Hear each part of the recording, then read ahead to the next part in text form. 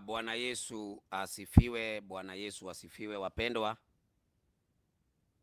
Naomba niweze kuchukua nafasi hii niweze kuwakaribisha wote katika somo letu la leo, ambalo somo letu tutaweza kujibu hoja ambazo zinatolewa na mpinzani mwenzetu ama mpinzani ambaye anaweza kupinga kile ambacho tunachokihubiri, ambaye anaonekana akiwa na machungu, tena akiwa na ukali, na anaitwa mwalimu au mchungaji Mwankemwa.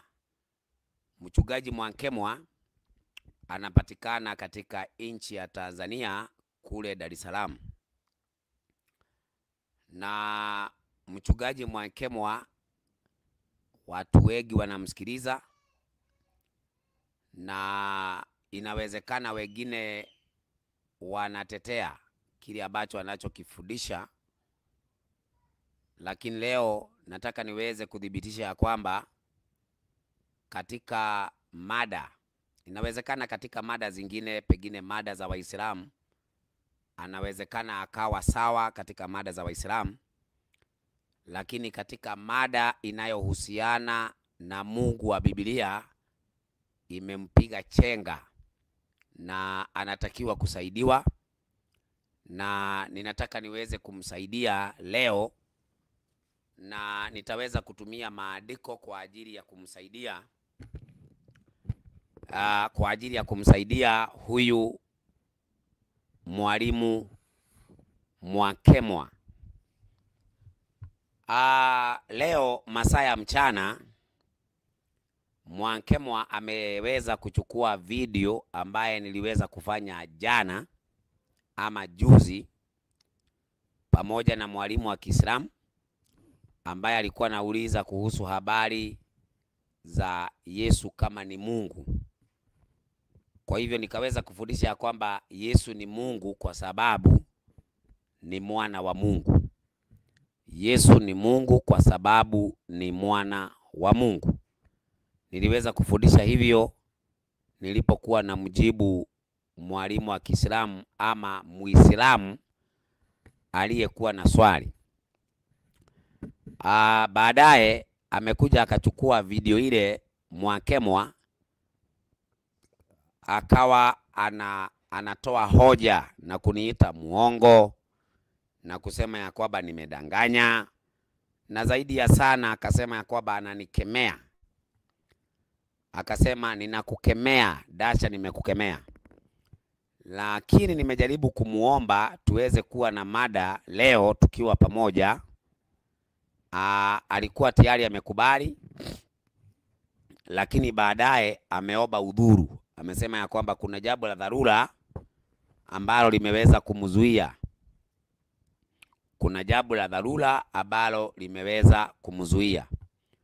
Kwa hivyo kwa sababu yeye kuna jambo la dharura ambalo limeweza kumzuia, nimeona ni vizuri niweze kufundisha, na baadaye kama kuna watu ambao wana namba zake za simu, nikiomba kwanza mumueleze ya kwamba mimi niko tayari kujadiliana na yeye wakati wowote, muda wowote, niko tayari kabisa kabisa.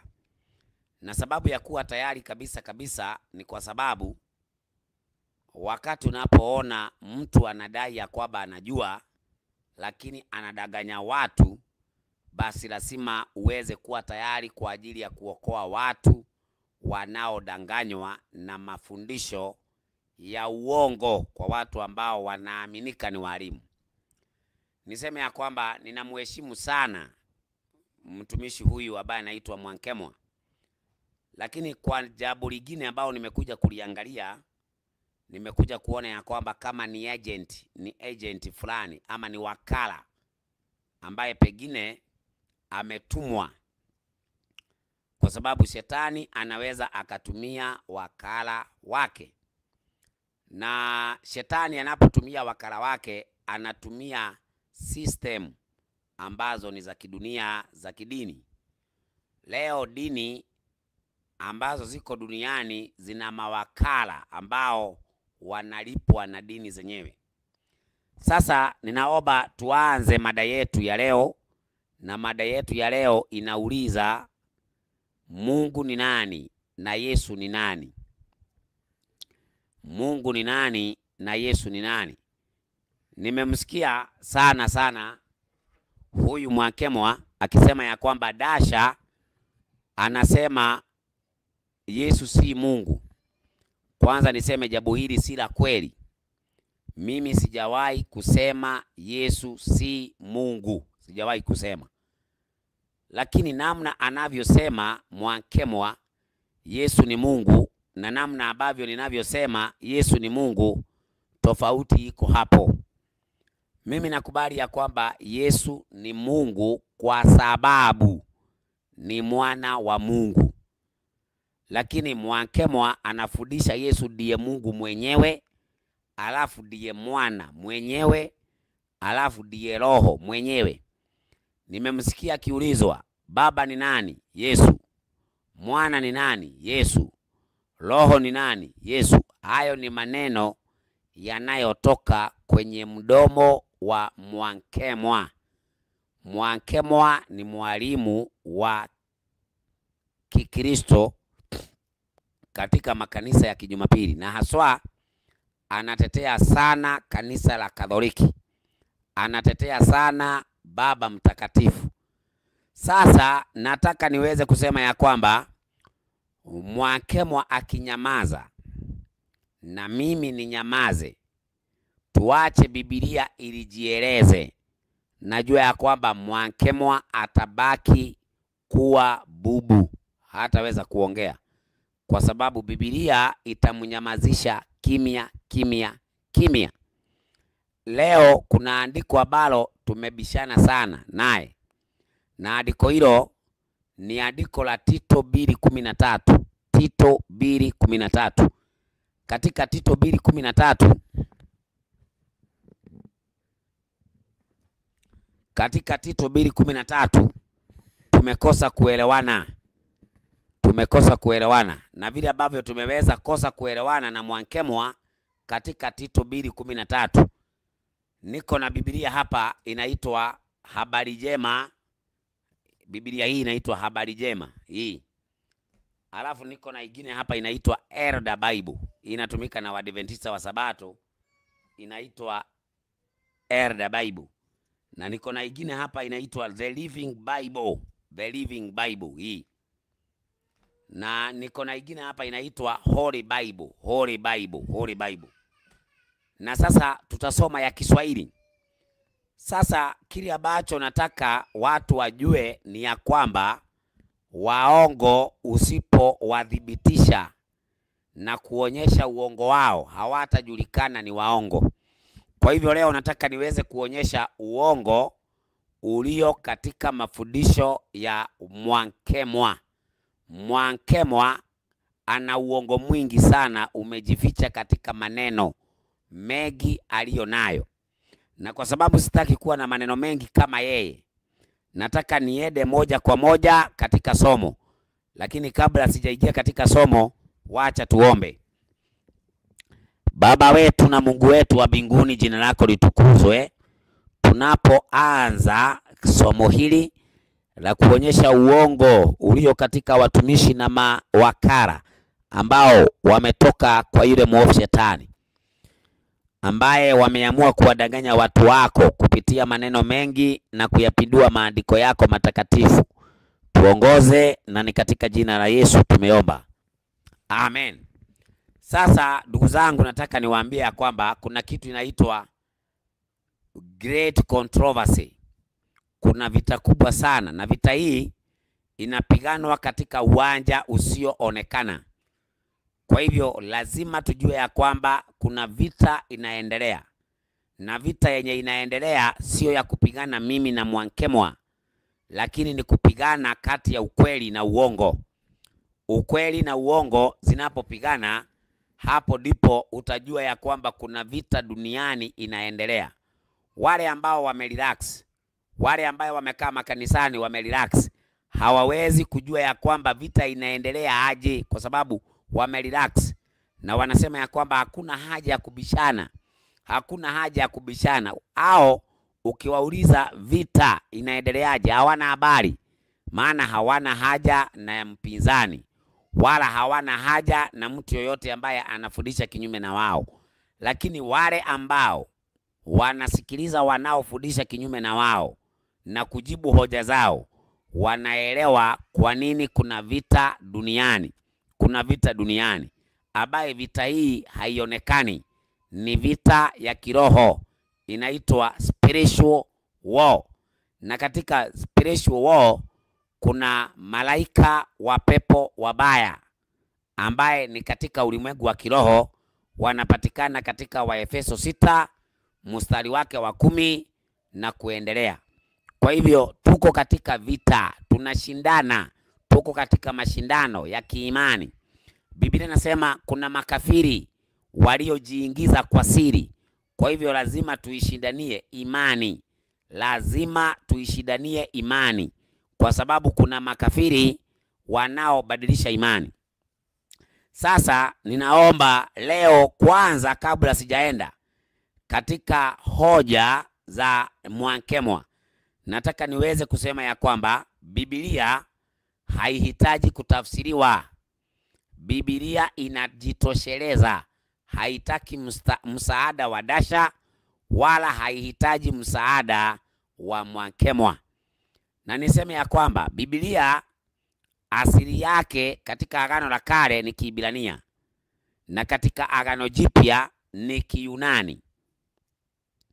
Kwa hivyo lazima tufuate historia ya namna ambavyo Biblia ilivyo tafsiriwa. Vitabu ambavyo vilivyostahiliwa na akina Wycliffe na watu wengine ambao walitafsiri Biblia, akina King James Version. Sasa katika King James Version na Biblia zingine ambazo zinatumia lugha ya Kiingereza zimekuja zikitafsiriwa mpaka tukapata Biblia ya Kiingereza na tukapata Biblia ya Kiswahili, na kutoka kwenye Biblia ya Kiswahili na Biblia ya Kiingereza tumepata tafsiri katika lugha mbalimbali: lugha ya Kikuyu, lugha ya Kijaluo, lugha ya Kikisii, lugha ya Kiluya. Tunaona ya kwamba Biblia zimetafsiriwa katika lugha mbalimbali. Lakini kile ambacho tunaweza kufanya ni kuhakikisha ya kwamba tumeangalia tafsiri asili, yani tafsiri ambaye inatokana na original. Tafsiri ambaye imetokana na original. Wale wanategemea tafsiri, mtafsiri ni mwanadamu asiyeongozwa na Roho. Walioandika kwenye Kiebrania na walioandika kwenye Kiyunani waliongozwa na Roho, hatuna shida. Lakini wenye kutafsiri, kwa mfano leo kuna Biblia ambayo ya 1952 ambaye imetafsiri sinagogi ni msikiti. Leo Waislamu wanasunguka wakisema sinagogi ni msikiti kwa sababu ya tafsiri iliyo katika nyuma za Biblia. Inaitwa kamusi au kamusi ya Biblia. Sasa ndugu zangu, nataka tuweze kuwa sober minded na tusikuwe na upendeleo. Na mimi simugobanishi Mwankemwa wala simudhalilishi Mwankemwa, lakini nataka nionyeshe wapi anafundisha makosa. Nataka nionyeshe wapi anafundisha makosa. Na ili tuonyeshe ya kwamba mahali kuna makosa, lazima kwanza tujue ukweli. Maana tukijua ukweli, tutajua makosa iko wapi. Hiyo ndio njia ya mwanadamu kujua makosa iko wapi. Ndugu zangu, Biblia inasema hivi. Biblia inasema hivi. Nasoma katika kitabu cha Yohana 17 mstari wake ni 3. Na uzima wa milele ndio huu, wakujue wewe Mungu wa pekee wa kweli na Yesu Kristo uliyemtuma. Andiko linasema kuna Mungu wa pekee wa kweli na kuna Yesu Kristo aliyetumwa na huyo Mungu wa pekee wa kweli. Sasa leo Mwakemwa anabadilisha maandiko. Anasema Yesu ndiye Mungu wa pekee wa kweli. Kwa hivyo ina maana ya kwamba kwa mujibu wa Mwakemwa, Yesu alijituma. Yesu alijituma. Lakini kwa mujibu wa Biblia, Yesu alitumwa na Mungu wa pekee wa kweli. Sasa tunafaa kujua huyu Mungu wa pekee wa kweli ni nani? Na Yesu aliyetumwa na Mungu wa pekee wa kweli ni nani? Tunaenda katika waraka wa kwanza wa Yohana. Katika waraka wa kwanza wa Yohana, waraka wa kwanza wa Yohana 4 mstari wake ni wa 14. Inasema, na sisi tumeona na kushuhudia ya kuwa Baba amemtuma mwana kuwa mwokozi wa ulimwengu. Kwa hivyo Baba amemtuma mwana kuwa mwokozi wa ulimwengu. Kwa hivyo Mungu wa pekee wa kweli ni Baba wa Bwana wetu Yesu Kristo. Kwa hivyo Yesu ni mwanawe. Yesu ni mwanawe. Baba amemtuma mwana kuwa mwokozi wa ulimwengu. Kwa hivyo hatuwezi kudunisha Baba aliyemtoa mwanawe. Hatuwezi kumudunisha kabisa. Maandiko yanaeleza wazi ya kwamba Yesu ametumwa na Baba na ametumwa akiwa mwana wa Mungu, mwana wa Baba, mwana wa Baba. Kwa hivyo hili naomba uliweke kwa akili ya kwamba kulingana na waraka wa kwanza wa Yohana 4 mstari wake ni wa 14, inaeleweka wazi ya kwamba Baba amemtuma mwana kuwa mwokozi wa ulimwengu. Lakini tunaona ya kwamba Mwakemwa anafundisha huyu Baba ni Yesu. Kwa hivyo Yesu anajigeuza. Maandiko kuanzia Mwanzo mpaka Ufunuo, hakuna andiko linalosema Yesu anajigeuza anakuwa Baba. Maandiko yanaeleza Yesu ni mwana wa Baba. Yesu ni mwana wa Baba, na hiyo ndio imani ya washiriki wa kanisa la Mungu. Naomba niweze kusoma waraka wa Yohana wa kwanza 5 mstari wake ni wa 4. Inasema, kwa maana kila kitu kilichozaliwa na Mungu hushida ulimwengu, na huku ndiko kushidako ulimwengu hiyo imani yetu. Mwenye kushida ulimwengu ni nani? Isipokuwa ni yeye aaminie ya kwamba Yesu ni mwana wa Mungu. Kuamini ya kwamba Yesu ni mwana wa Mungu ni imani yetu na ni ushirika wa kanisa la Mungu.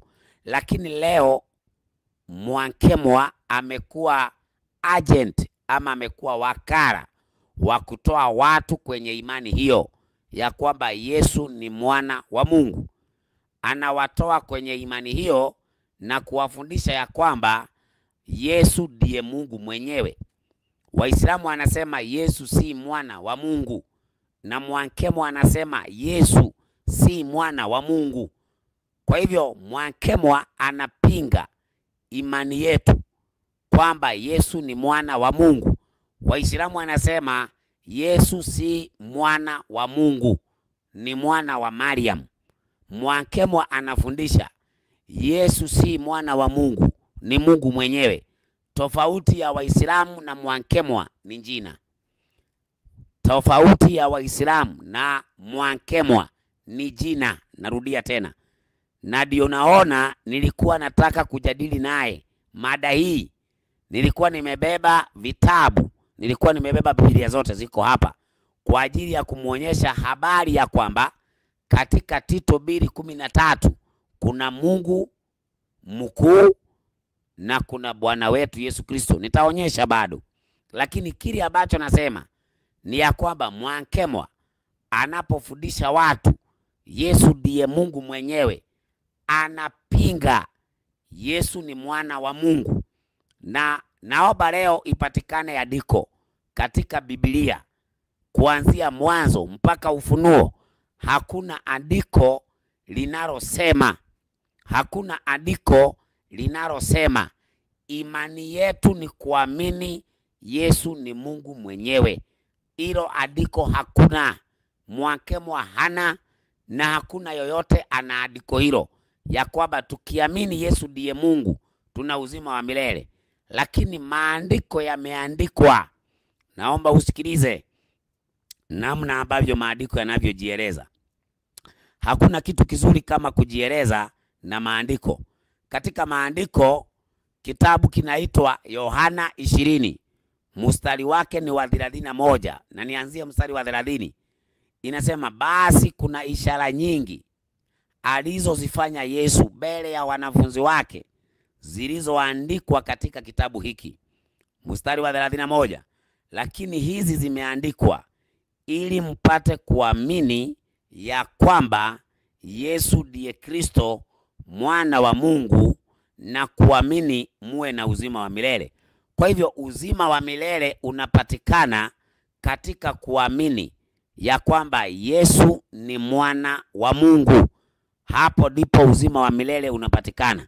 Naomba Mwankemwa pamoja na wafuasi wake wote waweke kituo na waweke kikao, watupe andiko ya kwamba uzima wa milele unapatikana kwa kuamini Yesu ndiye Mungu mwenyewe, ama Yesu ndiye mwana wa Mungu mwenyewe. Naomba niweze kutoa andiko lingine, linapatikana katika Mathayo 16. Katika Mathayo 16, mstari wake ni wa 15 mpaka mstari wake wa 18. Akawaambia, nanyi mwanena mimi kuwa ni nani? Hapa ndipo tungepata jibu Yesu ni Mungu mwenyewe. Maana Yesu alipouliza swali, mimi ni nani? Mimi ni nani? Wanafunzi wa Yesu walikuwa hapo, wangetoa jibu Yesu ni Mungu mwenyewe. Lakini maandiko hayasemi hivyo. Na waomba watu ambaye mnafuatilia Mwankemwa, naomba msimfuatilie kwa ushabiki. Naomba aya zitolewe, maandiko yatolewe. Maandiko yanadhibitisha ya kwamba Yesu aliuliza mimi ni nani? Simoni Petro akajibu akasema, wewe ndiwe Kristo mwana wa Mungu aliye hai. Sasa Petro alikuwa pamoja na Yesu. Aliulizwa swali, mimi ni nani? Mwankemwa angekuwa hapo, angesema wewe ni Mungu mwenyewe. Lakini Petro alisema wewe ni Kristo mwana wa Mungu aliye hai. Kwa hivyo Yesu ni mwana wa Mungu aliye hai kwa mujibu wa swali alilouliza Yesu na vile alivyojibiwa na mwanafunzi wake anaitwa Petro. Kwa hivyo Mwankemwa na Petro wana kanisa mbili. Kanisa ambalo Petro anashiriki, Yesu ni mwana wa Mungu. Lakini kanisa ambalo Mwankemwa anashiriki, Yesu ni Mungu mwenyewe. Kwa hivyo Waislamu wanaposema Yesu si mwana wa Mungu, ni sawa na Mwankemwa anaposema Yesu ni Mungu mwenyewe. Yesu ni Mungu mwenyewe.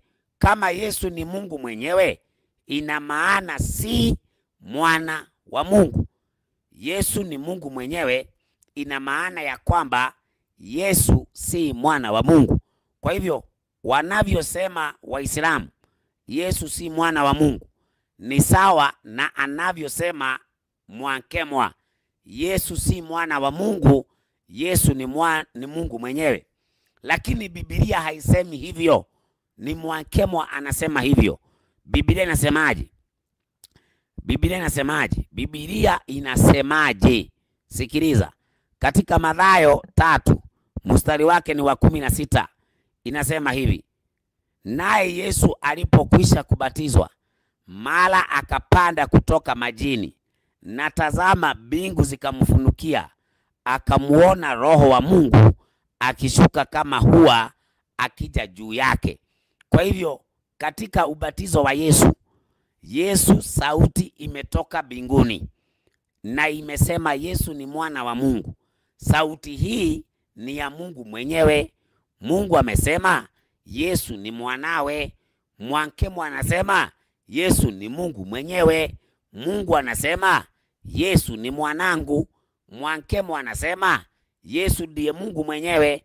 Sasa tuamini maandiko ama tuamini Mwankemo? Ni jambo la kuchangaza sana wapendwa. Leo wahubiri badala ya kuhubiri Kristo na kumuinua Kristo kwamba ni mwana wa Mungu, wanajiinua wenyewe kwa sababu ya mambo yao ya kawaida. Kuna watu wanataka waweze kupata watu wa kuwafadhili, lakini ili wapate watu wa kuwafadhili, lakini lazima wapite katika mgongo wa mtu fulani. Leo Mwankemo akiamuka asubuhi, ndasha. Lakini kile ambacho nataka niwaambie leo ni ya kwamba Mwankemo hana hoja juu ya Biblia. Biblia inajieleza wapendwa. Biblia inajieleza wapendwa. Na ndio hii ninayoisoma. Sasa wapendwa, nataka usikie kitu. Watu waliokuwa pamoja na Yesu, tena wakamuona Yesu, tena wakamsujudia, wanasema kwa nini walimsujudia? Katika Mathayo 14 mstari wake ni wa 33. Nao walikuwamo ndani ya chombo wakamsujudia wakisema, hakika wewe ni mwana wa Mungu. Mwankemo anadanganya watu kwamba Yesu ndiye Mungu mwenyewe, lakini Yesu ni mwana wa Mungu. Wanaomsujudia wanamsujudia wakisema, hakika wewe ni mwana wa Mungu. Sasa naomba tuende katika Tito 2:13. Katika Tito 2:13, narudia tena, kuna makosa katika tafsiri ya Union Version. Union Version, katika Kiswahili cha Union Version kuna makosa katika kutafsiri Tito 2:13. Kwa nini? Nataka nisome Union Version katika Tito 2:13, alafu nitasoma Biblia zingine. Utapata ya kwamba Union Version imebaki peke yake ikiwa na tafsiri mbaya. Sikia hapa. Tito 2:13. Na Mwankemo anaomba hata kama aka usingizi, muamsheni aje. Pigieni Mwankemo wa simu aje. Kama anataka kuja, nitampa linki aingie hapa ili bichi na bifu ziweze kujulikana. Hakuna haja watu kukaa katika mawazo mawili wakidanganyana wakati Biblia ni moja. Haiwezekani. Kuna watu wanadanganya watu kwa mapokeo yao, sio Biblia wanatumia. Katika kitabu cha Tito 2:13 Union Version inasema hivi: tukitazamia tumaini lenye baraka na mafunuo ya utukufu wa Kristo Yesu, Mungu mkuu na mwokozi wetu. Angazia Kristo Yesu, Mungu mkuu na mwokozi wetu. Hiyo ni tafsiri ya Union Version katika lugha ya Kiswahili. Naomba nisome katika lugha ya Kiingereza, katika King James Version. Katika King James Version inasema hivi: looking for the blessed hope and the glorious appearing of the great God and our Savior Jesus Christ. Andiko hili liko wazi ya kwamba kuna great God na kuna our Savior Jesus Christ. Great God ni mtu mwingine, our Savior Jesus Christ ni mtu mwingine. Na ningetaka niweze kusoma Biblia hii.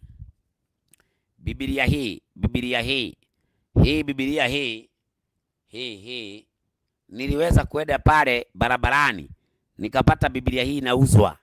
nikaisoma kidogo na nikainunua, kwa sababu Biblia hii nilipata ya kwamba imenyoosha maneno. Sasa nataka niweze kusoma Tito 2:13 kupitia Biblia hii ambayo inaitwa The Living Bible, The Living Bible, The Living Bible. Kwa hivyo kulingana na Mwakemwa alisema wote waliotafsiri Biblia walitoa tafsiri yake kwenye Kigiriki na wakatoa tafsiri yake kwenye Kiebrania. Lakini sasa ninampeleka shuleni nikisema hivi. Nataka niweze kusoma Tito 2:13, Tito 2:13. Katika Tito 2:13 inasema hivi. Katika Tito 2:13, inasema hivi katika Biblia hii ambayo nimeshika kwa mkono. Looking forward to the wonderful time we have been accepting when his glory shall be seen, the glory of our great God, the glory of our great God and Savior Jesus Christ. Ndugu zangu, Biblia hii ni ya Kiingereza ambayo inasema ya kwamba kuna great God na kuna our Savior Jesus Christ.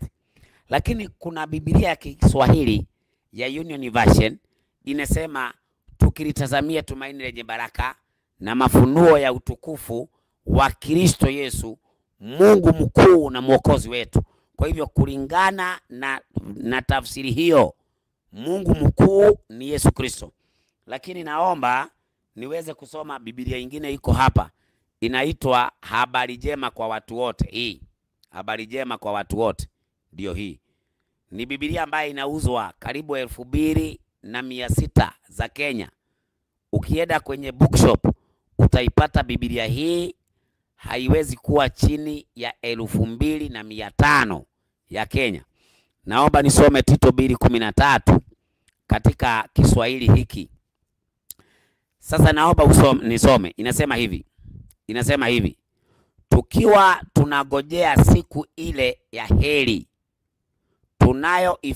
tunayoitumainia, wakati utakapotokea utukufu wa Mungu mkuu na mwokozi wetu Yesu Kristo. Utukufu unatokea wa Mungu mkuu na wa mwokozi wetu Yesu Kristo. Wacheni kumkataa baba wa Yesu. Wacheni kukataa baba wa Yesu kwa sababu ya fundisho lenu la kipagani la utatu. Na utatu wa Mwakemwa ni tofauti na utatu wa watu wengine. Maana utatu wa Mwakemwa, baba ni nani? Yesu. Mwana ni nani? Yesu. Roho ni nani? Yesu. Ukiangalia theolojia ya Waprotestanti pamoja na ya Wasabato wenye wanafundisha utatu, hakuna mwenye anafundisha utatu anasema Yesu ndiye baba. Hakuna, ni Mwakemwa peke yake. Ukiangalia wanatengeneza triangle. Wanapotengeneza triangle, katikati ya triangle wanaandika God. Pale juu ya triangle wanaandika Father. Pande hii nyingine wanaandika Son. Pande hii nyingine wanaandika Holy Spirit. Kando wanaandika is not. Kwa hivyo Mungu Baba sio Mungu Roho. Mungu Roho sio Mungu Mwana. Kwa hivyo niseme ya kwamba Biblia iko wazi ya kwamba Yesu ni mwana wa Mungu. Yesu ni mwana wa Mungu. Na hiyo ndio imani ya walio katika kanisa la Mungu. Na ninaomba leo Mwakemwa akipatikana atuletee mahali ambapo Yesu amesema yeye ndiye Mungu mwenyewe. Yesu wakati wote, miaka yote 3.5 alifundisha watu. Aliwafundisha akiwaeleza waamini kuwa mimi ni mwana wa Mungu? Ukisoma 9:35 kitabu cha Yohana, Yesu alisikia ya kwamba wamemtoa nje. Aliposikia ya kwamba kipofu wametolewa nje, alikimbilia. Kipofu alikimbilia kwa Yesu. Yesu akamuona, akamuuliza, waamini mwana wa Mungu? Kipofu akauliza, ni nani basi nipate kuamini? Yesu akamwambia, anayesema nawe ndiye. Anayesema nawe ndiye. Akaamini na akamsujudia. Alimsujudia kwa sababu ni mwana wa Mungu kweli. Na pia nasi tunakubali ya kwamba Yesu ni mwana wa Mungu kweli. Hatukatai ya kwamba Yesu ni mwana wa Mungu kweli. Wale wanaosema, sasa kuna Yohana 14 mstari wake ni wa 7. Yesu anasema ukimuona Baba umemuona, na ukiniona umeona Baba. Ni kwa sababu gani ukiona Yesu umeona Baba? Maandiko yanasema Yesu ni mfano wa Baba na Yesu ni sura ya Baba. Kwa hivyo Yesu na Baba wanafanana. Ukimuona Yesu umemuona Baba. Katika Yohana 1:18, mzaliwa wa kwanza wa mbinguni, mwana pekee wa Mungu, alikuja kumfunua Mungu. Kwa hivyo tunamjua Mungu kupitia kwa Yesu. Yesu tukimuona tumeona Mungu, maana Yesu ni mfano wa Mungu. Ndio unaona katika Mwanzo 1:26 Yesu anasema, Mungu anasema, na tumfanye mtu kwa mfano wetu, kwa sura yetu. Kwa hivyo Yesu ana mfano wa Mungu na Yesu ana sura ya Mungu. Kwa hivyo ukiona Yesu umeona Mungu, maana Yesu ana sura ya Mungu, kwa maana Yesu ana mfano wa Mungu. Lakini hakuna andiko linalosema Yesu ndiye Mungu mwenyewe. Yesu ni mwana wa Mungu.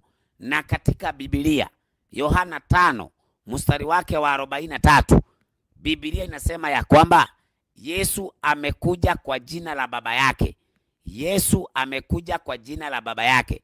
Baba yake ni Mungu na Yesu anatumia jina la Baba yake, lakini Mwankemwa anafanya Yesu kuwa baba yake. Sasa ina maana ya kwamba Baba ametudanganya kwamba alitupa mwanawe, alitundanganya kwa mujibu wa Mwankemwa. Mwankemwa anatakikana aachane na uongo, akubali kile Biblia inayosema. Biblia haijawahi kusema ya kwamba Yesu ndiye Mungu mkuu. Biblia inasema Yesu ni mwana wa Mungu mkuu. Na ndio naona katika Yohana 14 mstari wake ni wa 28, Yesu anasema napaa kwenda kwa Baba, maana Baba ni mkuu kuliko mimi. Baba ni mkuu kuliko mimi.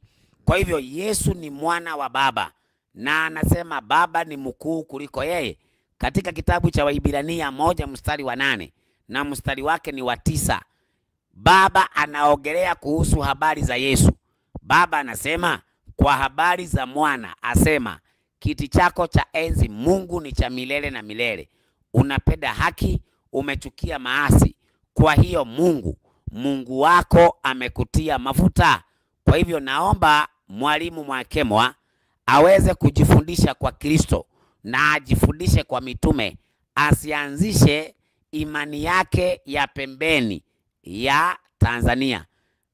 Imani yetu ni vile Yesu amefundisha, vile Mungu amefundisha, vile mitume wamefundisha. Yaani elimu ya Mwankemwa haiwezi kutushawishi.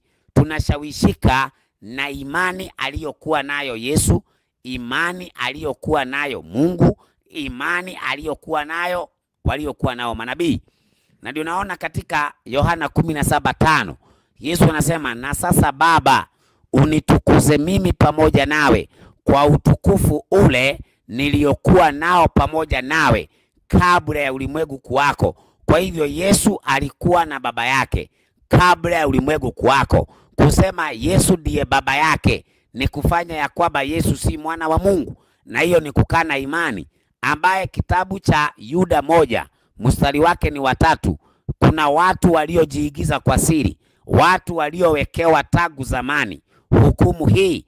Hao ni makafiri wanaobadilisha imani yetu. Mwankemwa ako miongoni mwa wanaobadilisha imani yetu. imani yetu ni kwamba Yesu ni mwana wa Mungu, na Mungu kwa kupenda ulimwengu alimtuma mwanawe, na uzima unapatikana kwa wale waaminio ya kwamba Yesu ni mwana wa Mungu. Kwa hivyo ndugu zangu, epukaneni. Biblia inasema ya kwamba katika Wakolosai 2 mstari wake wa 18, mtu asiwachukue kwa elimu yake ya bure. Mtu asije akawachukua mateka kwa elimu yake ya bure. Lazima watu wachukue Biblia, wahakikishe kile ambacho Biblia inasema ni kweli. Wachaneni na walimu wanaoendelea kujitokeza wakijidai kwamba ni walimu wanaofundisha Biblia, kumbe ni wanafunzi wa mapokeo, ni wanafunzi wa madhehebu.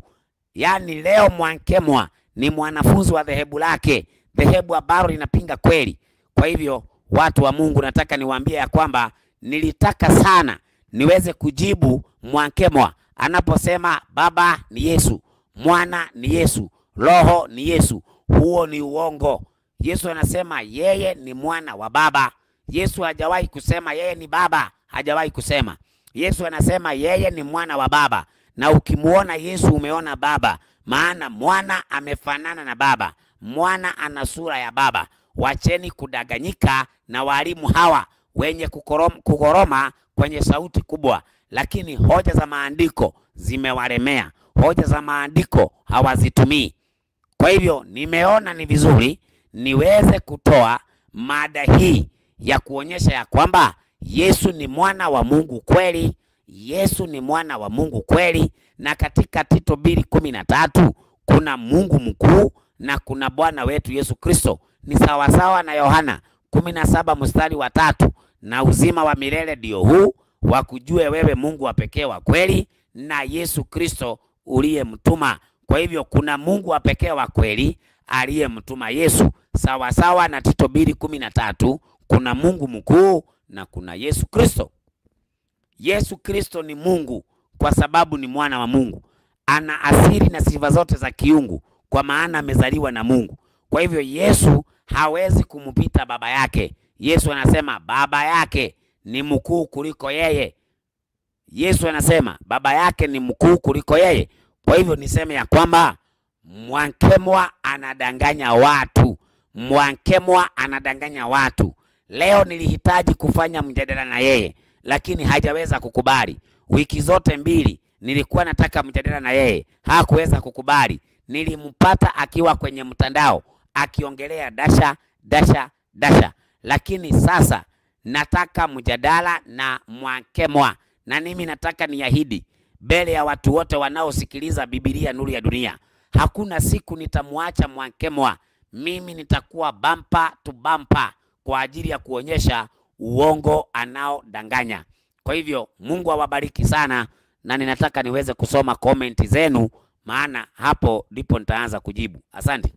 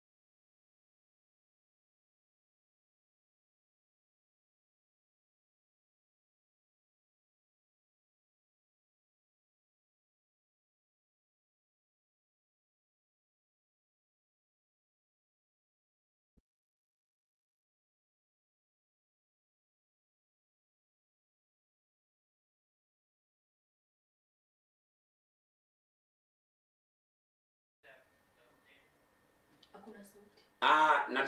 Nimesikia kwamba sauti hakuna.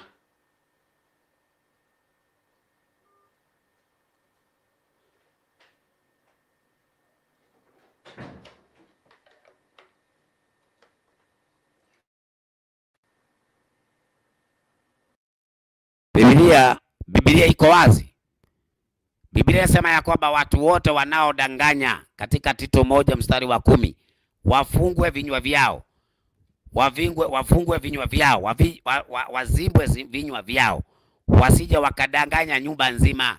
Kwa hivyo tunatokea kwa ajili ya kuonyesha uongo ulio wazi kwa mwalimu anaitwa Mwankemwa. Mwankemwa hakuna mahali. Biblia inasema Yesu ni mwana wa Mungu wake mwenyewe. Wewe unasema ya kwamba Yesu ndiye Mungu mkuu. Unasema ya kwamba Yesu ndiye Mungu mkuu. Na kama unasema Yesu ndiye Mungu mkuu, Mungu mkuu ana mwanawe. Sasa Yesu ndiye Mungu mkuu, mwanaye tena anakuwa mwana wake mwenyewe?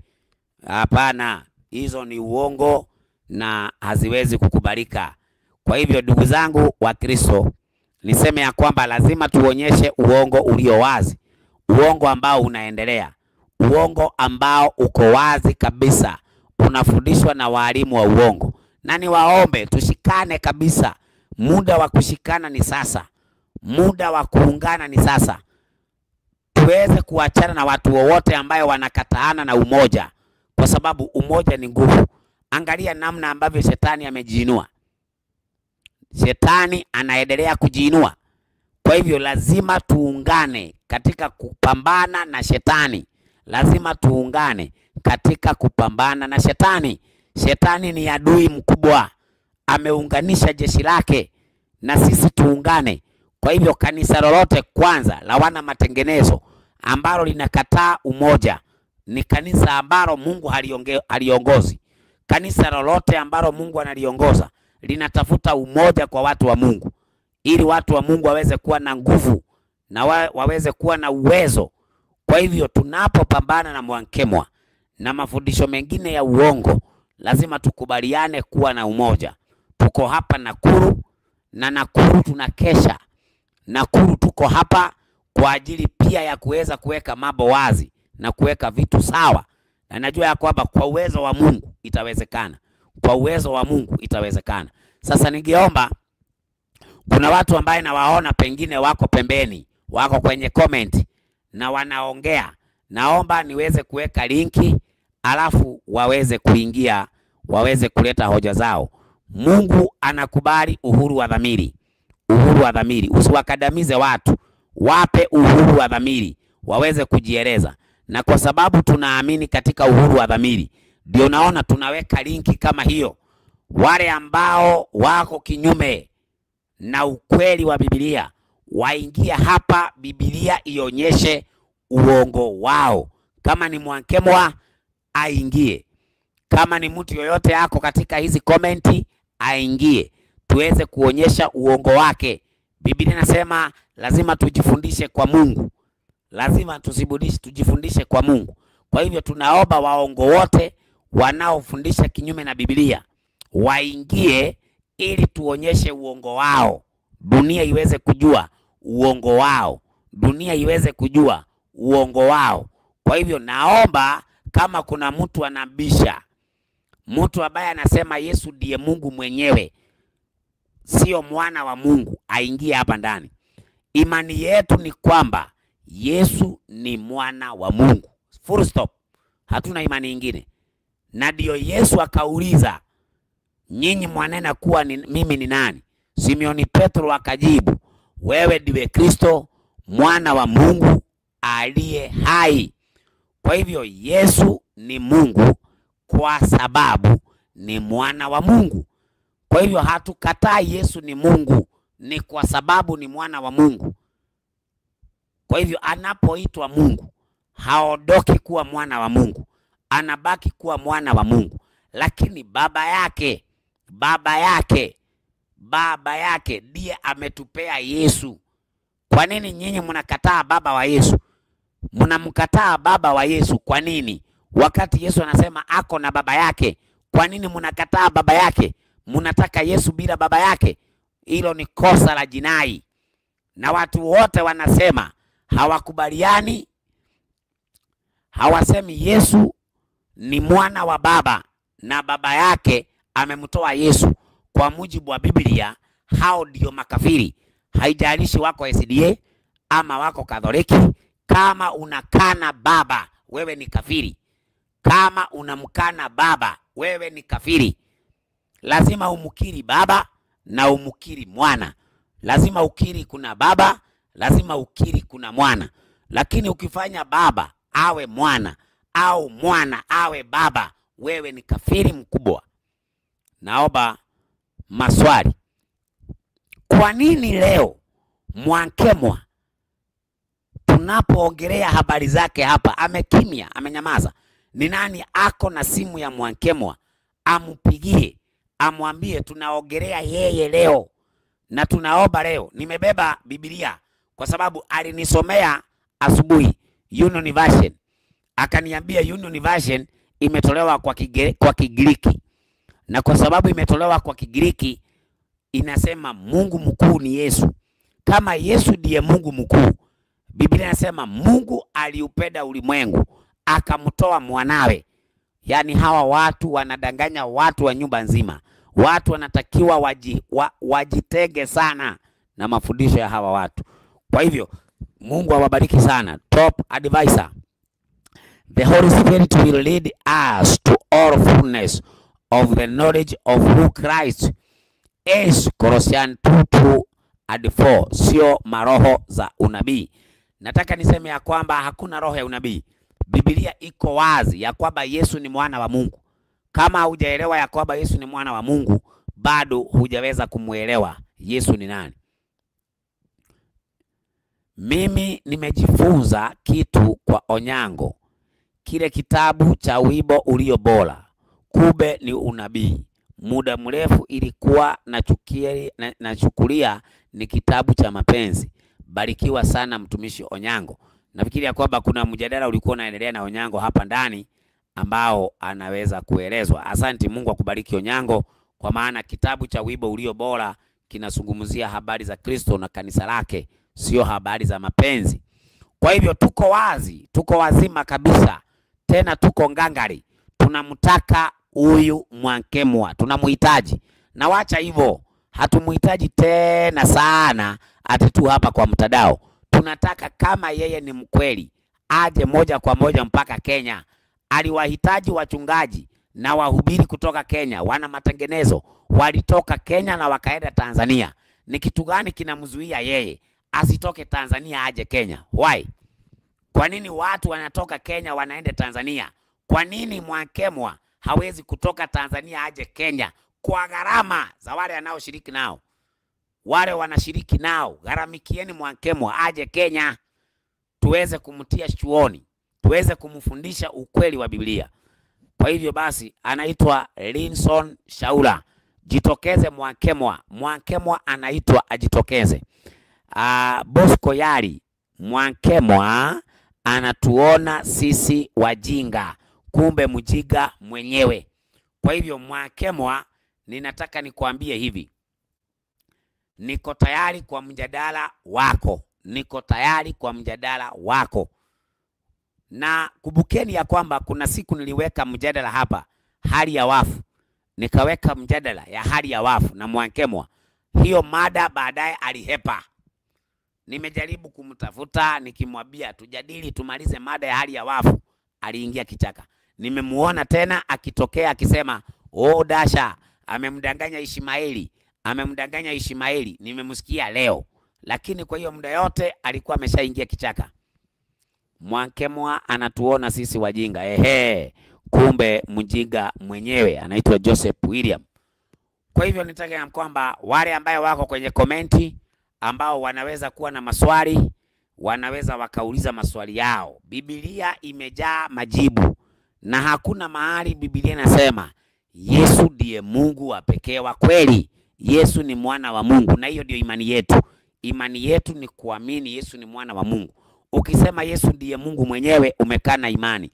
Ukisema Yesu ni mwana wa Mariamu, umekana imani. Waislamu wamekana imani, na akina Mwankemwa wamekataa imani. Kwa hivyo wote wakiwa pamoja wamekana imani, wamekana imani. Imani yetu ni Yesu ni mwana wa Mungu. Na Petro alipoulizwa mimi ni nani, Yesu alimuuliza Petro, mimi ni nani? Aliuliza wanafunzi, mimi ni nani? Mnasema kuwa mimi ni nani? Simoni Petro akajibu akasema, wewe ndiwe Kristo mwana wa Mungu aliye hai. Wewe ndiwe Kristo mwana wa Mungu aliye hai. Kwa hivyo niseme ya kwamba niko tayari popote mjadala utahitajika, bora maandiko yako wazi, maandiko yako wazi. Kwa hivyo naomba mtafute Mwankemwa kwa gharama zote, kwa njia zote apatikane, mjadala utengenezwe, bichi na bifu ijulikane. Ati baba ni nani? Yesu. Mwana ni nani? Yesu. Roho ni nani? Yesu. Maandiko gani yanasema hivyo? Katika Yohana, katika kitabu cha Mathayo 28 mstari wake wa 18, edeni mkawabatize kwa jina la Baba, kwa jina la Baba, la Mwana na Roho. Sasa Mwankemwa anasema Baba, Mwana na Roho ni Yesu. Si kweli. Yesu ni mwana, Yesu ni mwana wa Baba, Roho ni roho wa Baba. Kwa hivyo nafikiria kwamba nimeweza kufikisha ujumbe niliokuwa nao, na niseme ya kwamba nimeeleweka, na mumeona ya kwamba Mwankemwa hajajitokeza, si ati ya kwamba hajaona live hii, lakini ameamua kunyamaza. Kwa hivyo ninaomba akipatikana kwa gharama zote ambazo mtatumia muweze kumuleta hapa. Naweza uliza swali, je, nje ya mada? Mada yetu ni hiyo, mada yetu ni hiyo. Usiulize swali nje ya mada. Mada yetu ni hiyo, mada yetu ni hiyo. Wakati tutakuwa na mada ya swali zote tutakueleza, pita tutakueleza wakati tutakuwa na muda wa kuulizwa maswali yoyote. Mwankemwa hashiki simu. Mwankemwa anapigiwa simu, hashiki. Mpigieni simu, tunamhitaji. Na kwa sababu hashiki simu, tunaomba kesho asubuhi, hata kama ni saa 11, hata kama ni saa 12, munipigie simu, tuingie moja kwa moja na Mwankemwa. Kwa hivyo Mungu wa mbinguni aweze kuwabariki. Trinity ya Mwankemwa, Trinity ya Mwankemwa ni ajabu sana. Mimi najiuliza hivi, Mwankemwa kumbe watu wote wanashangaa. Mimi najiuliza hivi, Mwankemwa anakubaliana na fundisho ya Ishmaeli aliyokuwa anauliza swali siku hiyo? Yes, anamtetea Ishmaeli, anatetea Ishmaeli na ako pande ya Ishmaeli. Asante. Naona hapa Dickson.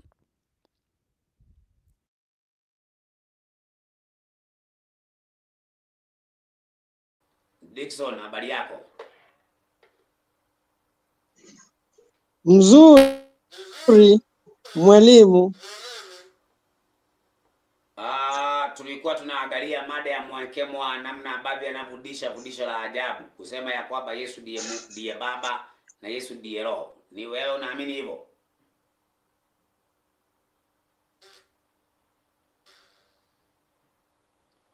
Unaamini hivyo wewe Dickson? Network yangu ni mbaya, acha nitoke kwanza. Yeah?